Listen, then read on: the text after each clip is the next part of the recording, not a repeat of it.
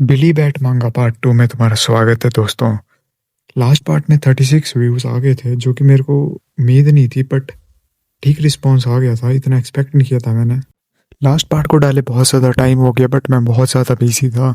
Anyways, अगर तुमने पहला पार्ट नहीं देखा तो तुम मेरे चैनल में जाके देख सकते हो। Let's move to the video. Last part में हमने देखा था कि केविन के आगे चार्ली की लाश पड़ी होती है। अब आगे हम देखते हैं कि केविन को पूरी तरह से होश आ गया है।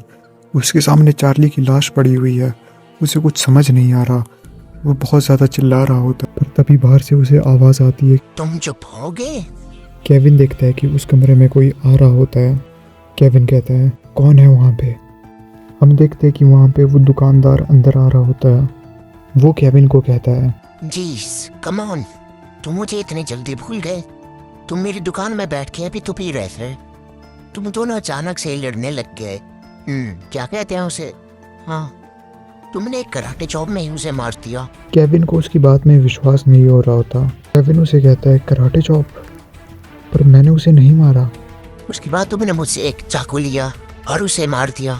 तुम्हें पता भी है ये कितना मुश्किल था तुम दोनों को यहाँ पे घसीट खिलाना, और ये एक बहुत बड़ी मैस बना दी है तुमने। पुलिस वाले तुम्हें जरूर पकड़ेंगे। तभी केविन को वो बैट का सिंबल दोबारा याद आता है, और उस कमरे में एक और बंदा एंटर करता है। वो दुकानदार उस बंदे को कहता है, तो तुम आ गए। मुझे माफ करना तुम्हें तकलीफ देने के लिए। ओह, ये बिल्कुल भी सही नहीं है। तुमने बहुत बुरी चीज़ की है, तुम्हें पता है। पर तुम कौन हो? मेरा नाम कसूरू है। मैं ईस्ट एशियन इंडस्ट्री से हूँ। और तुम कौन हो?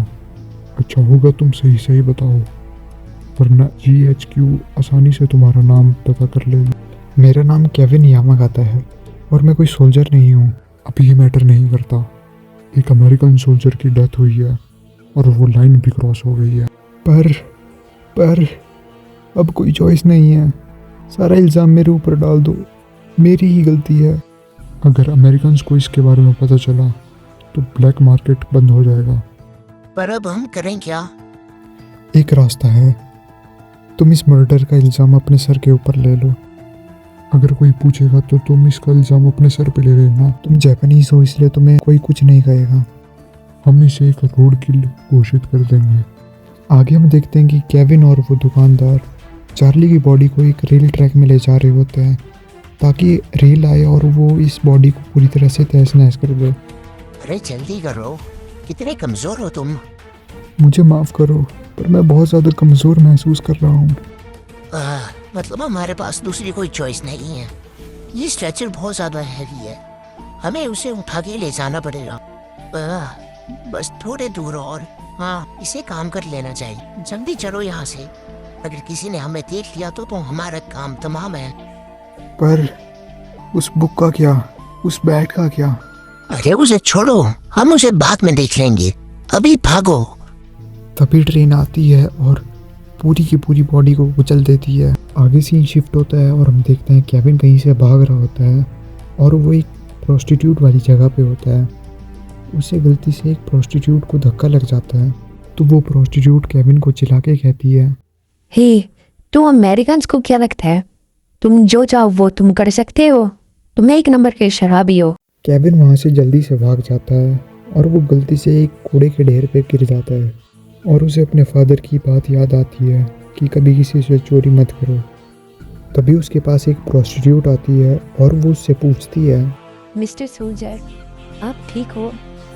मैं एक कॉमिक आर्टिस्ट हूँ। एक कॉमिक आर्टिस्ट बच्चों का हीरो होता है, वो उन्हें होप देता है। एक कॉमिक आर्टिस्ट जस्टिस का टीचर होता है।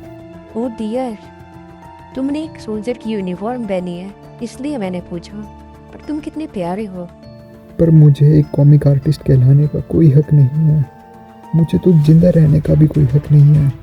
नहीं, तुम ऐसे ही कहीं जाके मर नहीं सकते। मुझे फ़र्क नहीं पड़ता तुम ऐसा क्यों सोच रहे हो। ज़रा मुझे भी देखो एक बार। मेरे लिए हर एक दिन कितना दर्द भरा होता है। हर दिन को झेलना बहुत ज़्यादा मुश्किल होता है, पर मैं तब भी यहाँ पे हूँ। वॉर ख़त्म हो गई है, हम जिंदा बच गए, इसलिए हमें खुशी खुशी जीना चाहिए।